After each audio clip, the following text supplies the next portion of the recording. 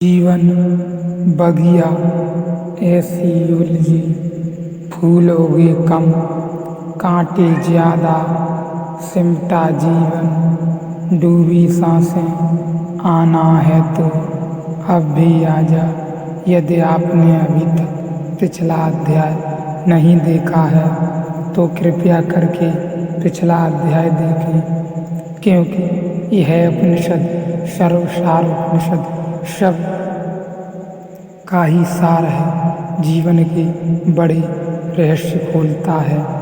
यह बड़े मजे की बात है कि ऋग्वेद हिमालय की बात नहीं करता। असंभव है कि हिमालय जैसी बात और चूक जाए, पर्वत निकट खड़ा हो और गौरी शंकर जैसे शिखर आकाश में चमक रहे हों और ऋषि गीत न गाए। असंभव है।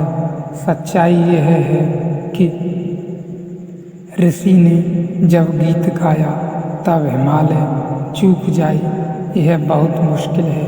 एक ही कारण है कि ऋषि ने जब गीत गाया तब हिमालय पैदा नहीं हुआ था। यह पैदा भी हुआ होगा तो इतनी छोटी टेकरी रही होगी कि भूला जा सकता था। ऋग्वेद में स्मरण है उन यात्राओं का, उन जगहों का जो हिंदुस्तान में नहीं है, जो मध्य एशिया में है, उन रातों का जो केवल उत्तरी ध्रुव पर होती हैं, जो यहाँ होती नहीं, जहाँ 6 महीने का दिन की रात होती है।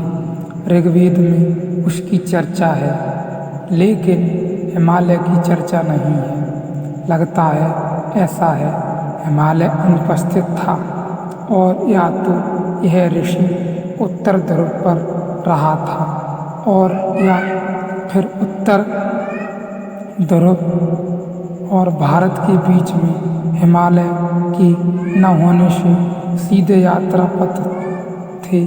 कोई अड़चन न थी, कोई बाधा न थी।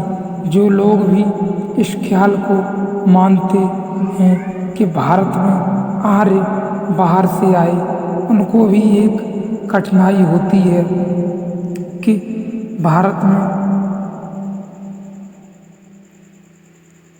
में कोई उल्लेख नहीं किया।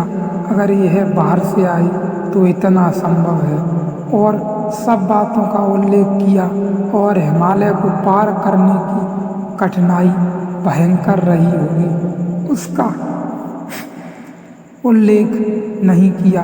वह तो इस कौम की स्मृति में गहरी से गहरी बात होती। न मालूम कितने लोग मर गए होते, न मालूम कितने लोग खो गए होते।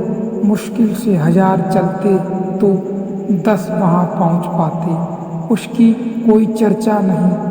यह बात बहुत महत्वपूर्ण है, समझने योग्य है। यह हिमालय रहा ही नहीं, यह बहुत पुराना पर्वत नहीं है। तो जब मैं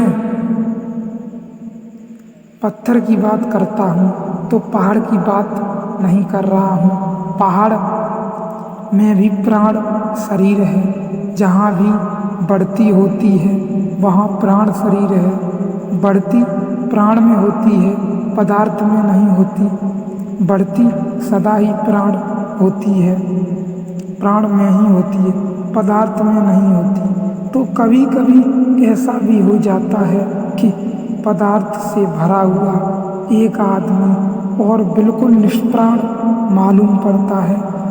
बाहरी काया और प्राण बिल्कुल नहीं मालूम होते, और कभी कभी बड़ी दुर्लभ काया और सागर जैसा मालूम पड़ता है।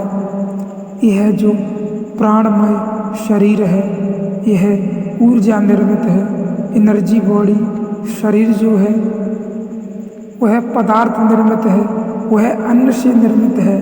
प्राण शरीर जो है वह ऊर्जा से साथ से निर्मित है। यह से साथ मिलती है सूरज से, यह से साथ मिलती है वायु से, से साथ मिलती है, अनंत अनंत सूक्ष्म तरंगों से।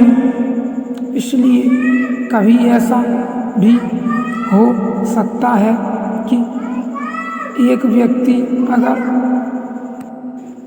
अगर प्राण के आहार की कला को सीख जाए तो अन्न से मुक्त सात हो सकता है, अन्न को कम करता जा सकता है।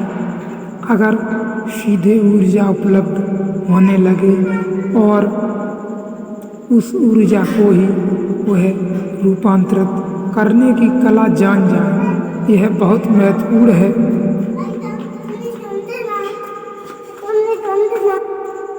यह बहुत ही रहस्यमय बात है।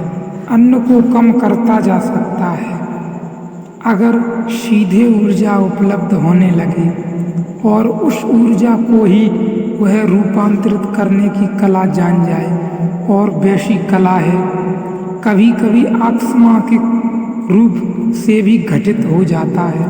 ऐसे बहुत अभी 2-4 भी सत पृथ्वी पर हैं जीवित, जिन्होंने वर्षों से भोजन नहीं लिया। यह बहुत ही रहस्यमय बात है। उनका वजन नहीं घटना नहीं चाहिए। तो एक ही बात मालूम पड़ती है कि किसी न किसी भांति उनके वे सत्तत्व ने वह तरकीब जान ली है जिससे ऊर्जा सीधी पदार्थ में परिवर्तित हो जाती है। और अभी तो आइंस्टीन के बाद यह साफ हो गया कि मैटर एंड एनर्जी और नॉट टू नथिंग। आइंस्टीन का जो बड़े से बड़ा फार्मूला है वह यही है कि से 7 पदार्थ में 2 चीज़ें नहीं हैं, एक चीज़ है। और शक्ति और पदार्थ एक ही चीज़ की 2 अवस्थाएं हैं। तो पदार्थ शक्ति बन जाता है, से 7 पदार्थ बन सकती है। इसी सूत्र पर अणुबम का विकास हुआ। अणुबम का विस्फोट केवल इस बात की घोषणा है कि हम पदार्थ को 7 बना रहे हैं। तो एक अणु को तोड़ देते हैं तो वह ऊर्जा बन जाता है। इससे उल्टा भी संभव है, और वही उल्टा घटता है जब एक आदमी बिना भोजन के और जी लेता है और शरीर को कोई ज़रूरत नहीं होती, तब उल्टा घट रहा है।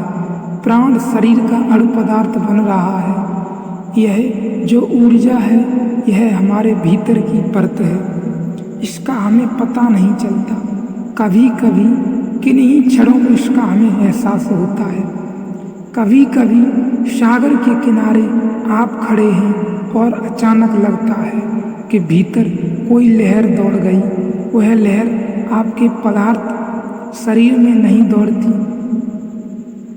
पदार्थ शरीर में लहर नहीं दौड़ सकती। लहर जो है वह घटना ऊर्जा की है। पदार्थ में कई लहरें होती हैं, कहीं पत्थर में कोई लहर उठती है।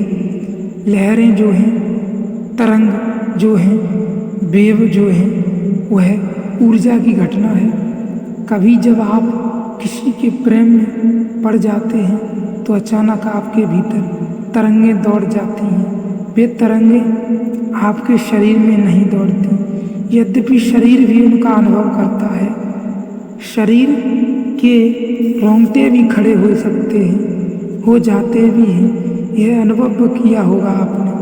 यदि पश्चिम के एक बहुत विचारशील सतत हाउस मन ने लिखा है कि कविता में उसी को कहता हूँ कि कविता मैं उसी को कहता हूँ जिसमें रोंगटे खड़े हो जाएं, लेकिन काव्य का जो प्रभाव होता है वह शरीर पर नहीं होता। काव्य का प्रभाव तो प्राण शरीर पर होता है। और कुशल कवि वही है जो जितने गहरे आपके प्राण शरीर में प्रवेश कर जाए, जो आपके जितने गहरे प्राण शरीर में उतर जाए, आपको तरंगित कर दे, आप तरंगित हो जाएं, भीतर लहर दौड़ जाए आनंद की। वही सच्चा कवि है।